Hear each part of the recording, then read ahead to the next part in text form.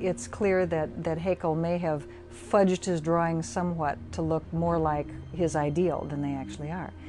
Now, does that actually take away from what we know about the relationship of embryology to evolution? Not a bit. The whole Haeckel's embryo story has been greatly blown out of significance. It is a minor footnote in the history of science, and actually it's been known for 10 or 15 years that Haeckel's embryos are not to be relied upon. The reason why the diagrams are reproduced is because they're easily available. There's no copyright on them. It's an easy way to illustrate a point. And I would argue that the basic point that's being illustrated by those drawings is still accurate. But if you go back earlier in development, the different classes of vertebrates look even more different. According to Wells, Haeckel, in many modern textbooks, misleads students not just because of fake drawings, but because they leave out the earliest stages of embryonic development. What students are shown as the first stage of embryonic development is actually the mid-stage. And very few textbooks show those earliest stages, and yet that's the whole point. It's the earliest stages that are supposed to be the most similar, and they're not. Some textbooks actually use photographs of embryos, but they pick only that stage and those classes that happen to look most similar.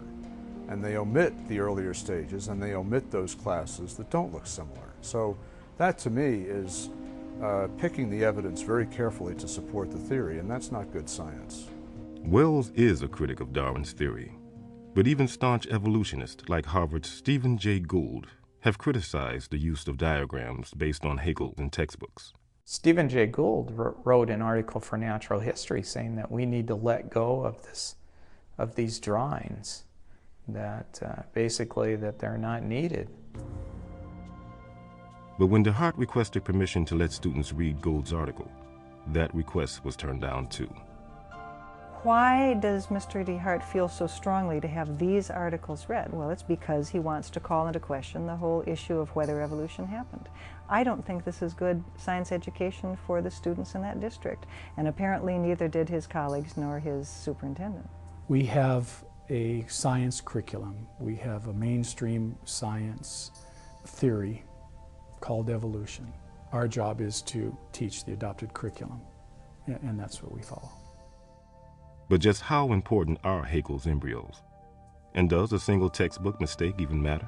If Haeckel's embryo drawings were the only problem with biology textbooks, I would agree that this is an isolated error.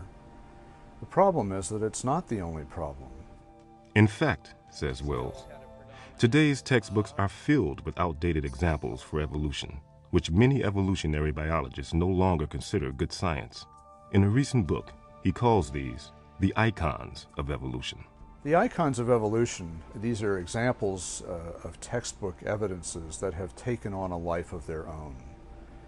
They go far beyond the truth, far beyond the facts, and have become symbols, in effect, of Darwin's theory. Symbols that actually distort the scientific evidence. In many cases, they're called icons by Darwinian biologists themselves.